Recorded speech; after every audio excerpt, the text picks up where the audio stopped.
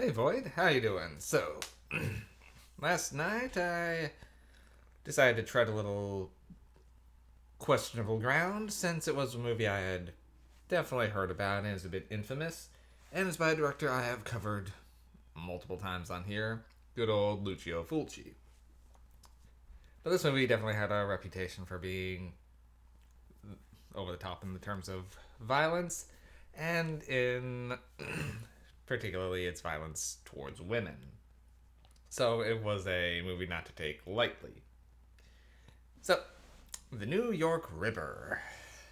And, well, I will say, Lucio's gore effects are again way over the top, and I still don't know what this guy has against eyes, but there's a very distinct eye cutting scene.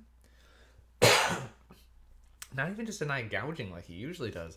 No, no, no, this is scalpel going down the face right through the eye. So,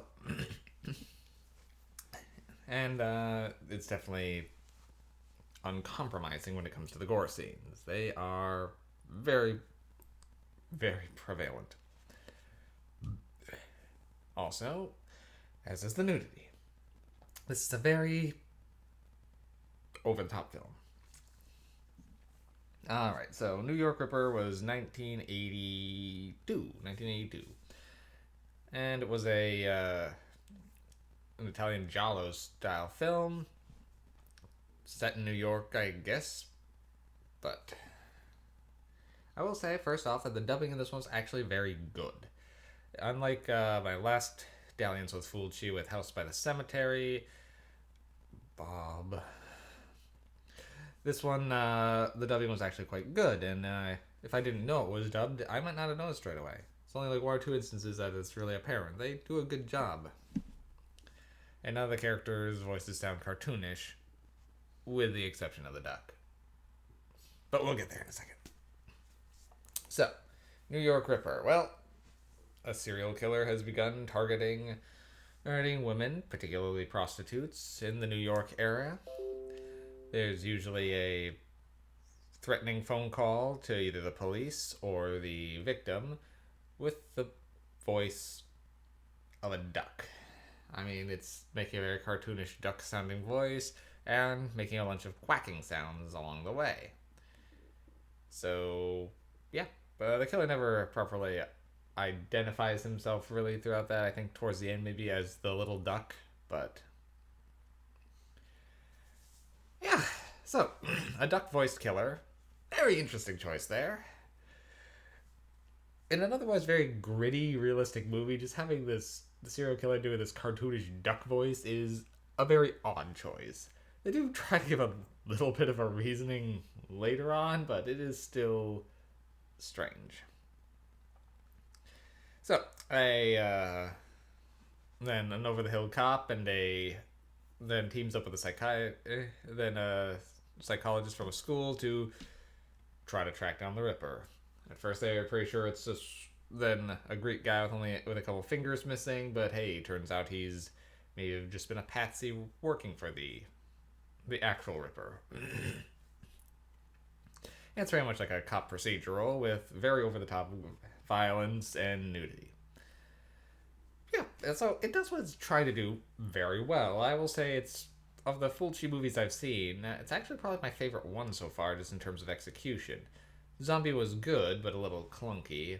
The Beyond, and I would say is my second favorite, but it had its issues. And then House by the Cemetery had some very noticeable then dialogue issues.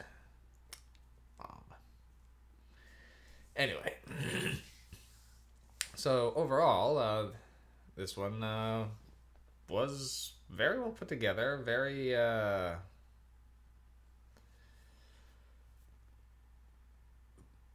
extreme, for lack of a better term. If you're a gorehound or looking for something sleazy, this is definitely doing the trick. If you're looking for a very well put together mystery that ties together neatly, still maybe not quite here.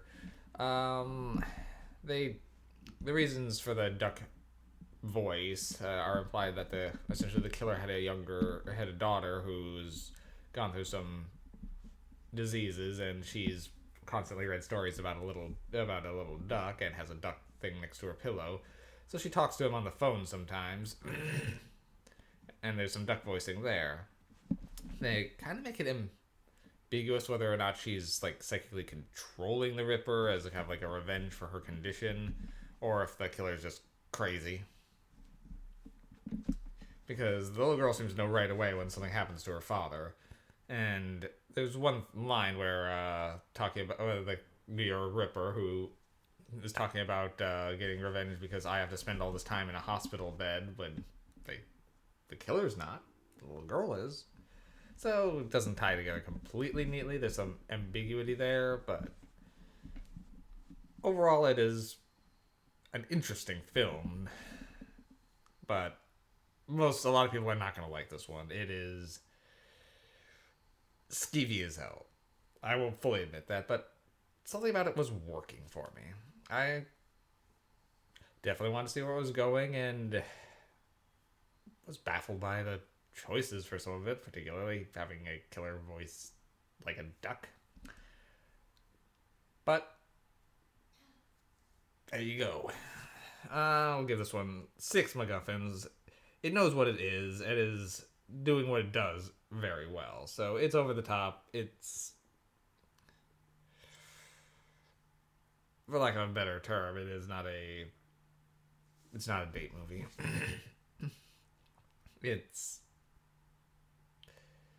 It does get into the grotesque territory, and it is more than a little misogynistic at times.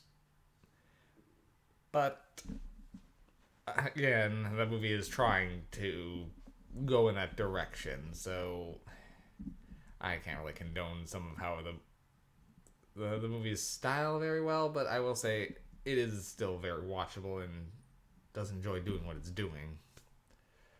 Fulci knows his stage and his audience, so if you like his other work, this one's right up there, and so far is my favorite one. All right, I think that's about all on this one for right now. Let's try to skip. All right, so yeah, I should have a couple more done, but as of right now, I think this is my 24th or 25th movie of the month. I think it's 25th. So as today is only the 16th, I think I am very well ahead of the game and quite proud of that. That's actually what I was trying to look up when my video cut out last time. So that's what I was trying to look up, was just double checking it. But I'm pretty sure yesterday when I checked it was 24, but my camera was already off when I flipped back. This thing doesn't pause very well. I do need to actually just get around to getting some editing software and doing more than just sitting here babbling. But stuck in a routine. We'll get there eventually. All right, Void. See you later today, I'm sure.